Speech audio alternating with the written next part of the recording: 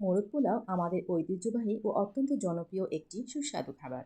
বিশেষ করে পুরান ঢাকার মোগলাই সংস্কৃতির সাথে এর গভীর যোগসূত্র রয়েছে।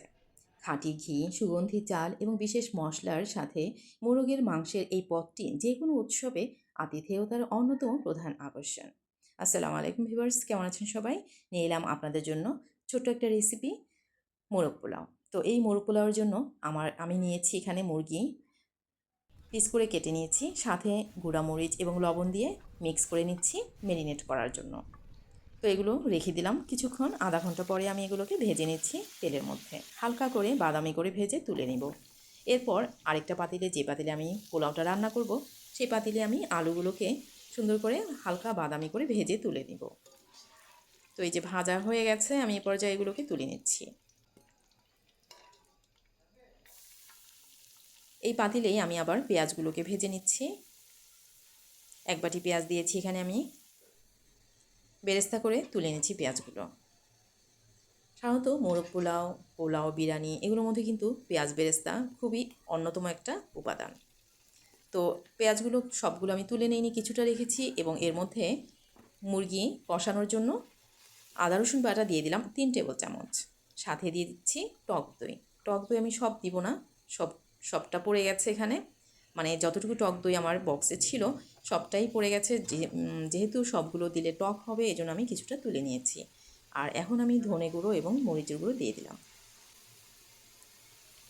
ভেজে রাখা মুরগির পিসগুলো দিয়ে দিচ্ছি মশলা দিয়ে কষানোর জন্য।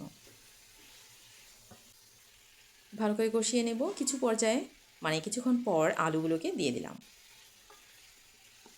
এগুলোকে কিছুক্ষণ কষিয়ে নেব। পরিমাণ মতো গুঁড়া মশলা দিয়ে দিলাম 1 টেবিল চামচ, আর সাথে 25 রকমের মশলা আছে। এই 25 রকমের মশলায় দারচিনি, এলাচি গুঁড়ো, গোলাপের পাপড়ি, তারপর হচ্ছে স্টার, এলাচি, আরও বিভিন্ন ধরনের মশলা থাকে, যা একসাথে ভেজে আমি গুঁড়ো করে রেখেছি। এখন আমি এগুলো দিয়ে দিলাম।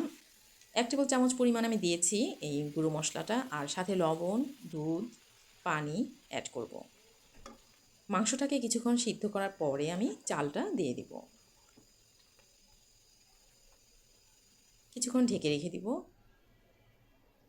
তো এই পর্যায়ে আমি এখন পোলাওয়ের চালটা ধুয়ে ছাঁকনিতে রেখে দিয়েছিলাম, সেগুলো দিয়ে দিলাম। এখানে 4 পট চাল আছে, আর 4 চামচ আমি লবণ দিয়েছি। মুরগির লবণটা আমি আগেই দিয়েছি, আর এখন আমি চালের জন্য লবণটা দিয়ে দিলাম। কিছুক্ষণ ঢেকে আবার তুলে নিলাম। এখন কাঁচামরিচ দিয়ে দিচ্ছি ভেঙে।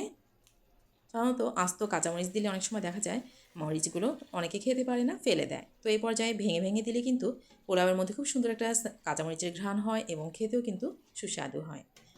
পানিগুলো দিয়ে দিলাম, গরম করে রেখেছিলাম। তো সেগুলো আমি মোটামুটি একটা পরিমাণ মতো সবই দিয়ে দিয়েছি, আর সাথে দুধ অ্যাড করছি। হয়ে গেল আলহামদুলিল্লাহ আমার মোরগ পোলাও। তো ভিউয়ার্স, কেমন লেগেছে অবশ্যই কমেন্টে জানাবেন। তো এই পর্যায়ে আমি এসে এখানে ঘি দিয়েছি, আর পেঁয়াজ বেরেস্তা ছিল সেটার মধ্যে 1 টেবিল চামচ চিনি মিশিয়েছি, আর সাথে বাদাম পেস্তা কুচি করে রেখেছিলাম সেটাও দিয়ে দিলাম, আর সাথে গুঁড়া দুধ দিয়ে দিলাম। এগুলো ভালো করে মিক্স করে আমি পোলাওয়ের উপর ছড়িয়ে দেব। আর এই পর্যায়ে আমি একটু গোলাপ জল অ্যাড করছি।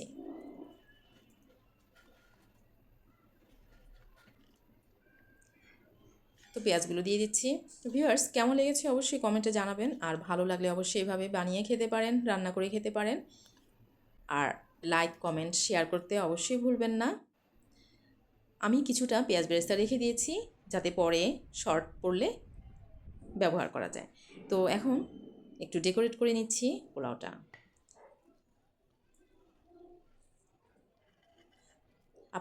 আপনাদের যদি ভালো লেগে থাকে অবশ্যই টাইমলাইনে শেয়ার করতে পারেন। আপনাদের টাইমলাইনে শেয়ার করে রাখলে আপনারা যে কোনো সময় যদি এটা রান্না করতে চান, একবার আশা অন করছি করে আমার দেখে এই নিতে মোরগ পারেন। পোলাও রান্নাটা আপনাদের ভালো লেগেছে। আর যদি ভালো লেগে থাকে, ইনশাল্লাহ আমি আপনাদের নতুন নতুন রেসিপি শেয়ার করব। আল্লাহ হাফেজ।